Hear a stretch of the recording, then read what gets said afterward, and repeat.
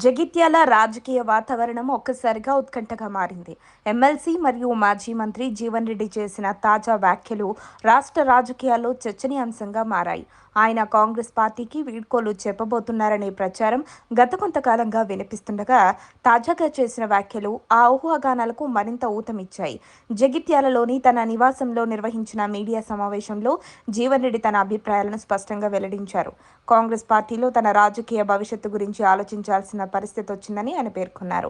దీంతో ఆయన తదుపరి నిర్ణయం ఏంటన్న ఆసక్తి రాజకీయ వర్గాల్లో పెరిగింది.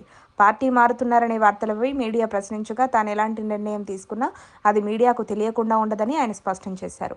మున్సిపల్ ఎన్నికల ఫలితాలు వచ్చిన రోజు నియోజకవర్గంలోని పరిస్థితులపై తన అసంతృప్తిని వ్యక్తం చేశానని ఆయన గుర్తు చేశారు. అప్పుడే భవిష్యత్తులో తీసుకునే చర్యల గురించి సంకేతాలు ఇచ్చానని తెలిపారు.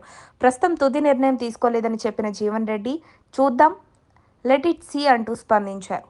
పార్టీలో ఏర్పడిన అంతర్గత పరిస్థితులు, స్థానిక నాయకత్వంతో ఉన్న విభేదాలు ఈ పరిస్థితికి కారణమై ఉండొచ్చని రాజకీయ వర్గాలు భావిస్తున్నాయి. తన రాజకీయ జీవితంలో ఎప్పుడూ కార్యకర్తల ప్రయోజనాలకే ప్రాధాన్యత ఇచ్చానని ఆయన అన్నారు. సరైన సమయం వచ్చినప్పుడు తన నిర్ణయాన్ని అందరికీ స్పష్టంగా ప్రకటిస్తానని హామీ ఇచ్చారు. మీడియా ద్వారా ప్రజలకు నేరుగా తన తదుపరి నిర్ణయాన్ని తెలియజేస్తానని కూడా చెప్పారు.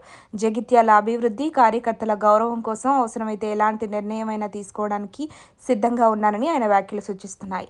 ఈ వ్యాఖ్యలతో కాంగ్రెస్ నాయకత్వానికి ఒక పరోక్ష సందేశం పంపినట్లుగా రాజకీయ విశ్లేషకులు అభిప్రాయపడుతున్నారు. ఇక జిల్లా రాజకీయాల్లో తన ప్రభావాన్ని మరింతగా చూపించేందుకు జీవన్ రెడ్డి కొత్త వ్యూహాలతో ముందుకు రావచ్చని భావిస్తున్నారు. మరిన్ని అప్డేట్స్ కోసం మా కాయ్ టీవీని సబ్స్క్రైబ్ చేసుకోండి. మా వీడియో కనుక మీకు నచ్చినట్లయితే లైక్ చేయండి, షేర్ చేయండి.